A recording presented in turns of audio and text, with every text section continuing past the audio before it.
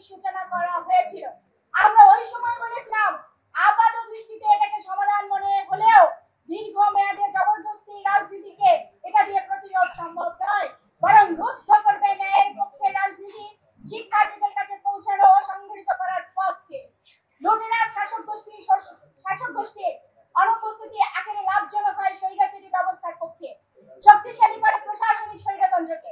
তার বিপরীতে দাঁড়িয়ে আমরা বারবারই বলেছি ক্যাম্পাসের সন্ত্রাস দখলদারিত্ব ছাত্র রাজনীতির প্রকৃত চেহারা নয়, একমাত্র চিত্র নয়। ফলে রাজনৈতিক কর্মকাণ্ড বন্ধ করার বিষয়টি শিক্ষার্থীদের একটি অংশের দাবি হিসেবে দোহাই দেওয়া হলেও প্রকৃত সত্য গত 16 বছরে হলগুলোতে ছাত্রলীগের সন্ত্রাস ব্যতীত অন্য কোন রাজনৈতিক সংগঠনের কর্মকাণ্ড আদৌই ছিল না। ফলে সেই শিক্ষার্থীদের পক্ষ থেকে এরকম দাবি উত্থাপন অস্বাভাবিক কিছু নয়। অভ্যুত্থান পরবর্তী সময়ে রাজনৈতিক বক্তব্য উপস্থাপনের অবাধ পরিবেশ এবং পর্যালোচনা সাপেক্ষে গ্রহণ বর্জনের গণতান্ত্রিক পরিবেশই আমরা কামনা করি। তাই আমরা শিক্ষার্থীদের প্রতি এই আহ্বান রাখতে চাই, ছাত্র রাজনীতি বন্ধ নয়, বরং সন্ত্রাস দখলদারিত্ব প্রতিরোধ করার মধ্য দিয়ে গণতান্ত্রিক হল ক্যাম্পাস নির্মাণ করতে হবে। বন্ধুগণ, আমরা বিশ্ববিদ্যালয়কে রাষ্ট্র সমাজ বিচ্ছিন্ন কোনো দিক মনে করি না। রাষ্ট্র যদি হয় একটি মানব দেহ, বিশ্ববিদ্যালয় তার একটি অঙ্গ মাত্র। ফলত রাষ্ট্র যে নীতি দ্বারা পরিচালিত হয় তার প্রতিফলিত হয় বিশ্ববিদ্যালয়ের সার্বিক জ্ঞান চর্চার পরিবেশের মধ্য দিয়ে। যুগ সঞ্চিত জ্ঞান সংরক্ষণ, নতুন জ্ঞান সৃষ্টি ও বিতরণ বিশ্ববিদ্যালয়ের কাজ। অথচ উচ্চশিক্ষার শাসক শ্রেণীর সর্বগ্রাসী আক্রমণ অব্যাহত রয়েছে।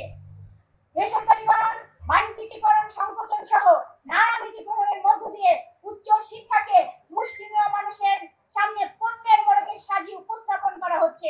বিশ্ববিদ্যালয়ের ছাত্র স্বার্থ সংশ্লিষ্ট বিভিন্ন সংকটগুলোকে আপাত দৃষ্টিতে দেখলে মনে হবে নিছকই অব্যবস্থাপনা থেকে উদ্ভূত সমস্যা, কিন্তু গভীরভাবে পর্যবেক্ষণ করে দেখা যাবে প্রত্যেকটি সংকটের সাথে জড়িয়ে আছে শাসক শ্রেণীর শিক্ষা সম্পর্কিত দৃষ্টিভঙ্গি।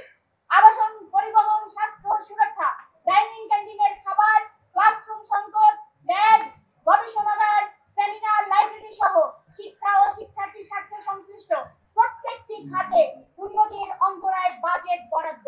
অথচ শিক্ষা খাতে বরাদ্দ কমছে প্রতি বছর। গবেষণা খাতে বরাদ্দ প্রায় শূন্যের কোঠায় নিয়ে এসে বিশ্ববিদ্যালয়কে তার মূল লক্ষ্য ও উদ্দেশ্যের জায়গা থেকে সরিয়ে এনে কেরানি ও পুঁজিপতিদের মুনাফা তৈরির জন্য একদল দক্ষ শ্রমিক তৈরির প্রতিষ্ঠানে পরিণত করা হয়েছে।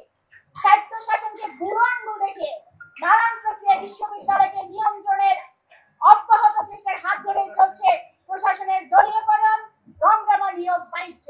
বন্ধুগণ, আমরা অত্যন্ত আশ্চর্যের সাথে লক্ষ্য করলাম 5 আগস্টের পর থেকে বিশ্ববিদ্যালয়ে বাংলাদেশের স্বাধীনতা যুদ্ধের বিরোধী 71-এর গণহত্যাকারী শক্তি